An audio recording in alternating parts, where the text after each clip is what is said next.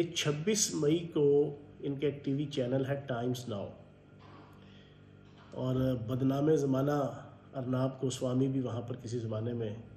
हुआ करते थे। उसके एक प्रोग्राम के अंदर नूपुर शर्मा ने एक इशू के ऊपर गुफ्तगू करते हुए नबी पाक सल्लल्लाहु अलैहि वसल्लम की शान में गुस्ताखाना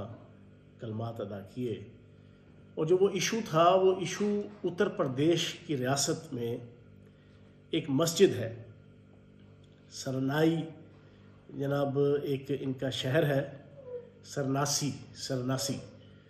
वहाँ पे एक मस्जिद है मुसलमानों की।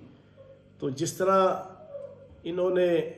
पहले बाबरी मस्जिद के हवाले से जो एक ढकोसला रचाया था, एग्जैक्टली इसी तरह आज से कोई 2 महीने पहले वो 5 ख़वातीन, हिंदू ख़वातीन गईं अपनी मकामी कोर्ट के अंदर शहर की, और वहाँ जाके कहा कि उस मस्जिद की जो मगरबी दीवार है वहाँ पर हमें अपने मजहबी देवता के जो साथ ही उनका वहाँ पे कोई मंदिर है किसी देवता के नाम पे, इन्होंने कहा कि उसकी मगरबी दीवार पे हमें उस अपने मजहबी देवता का अक्स नज़र आता है। इस वजह से हमें इजाज़त दी जाए कि हम इस मगरबी दीवार के ऊपर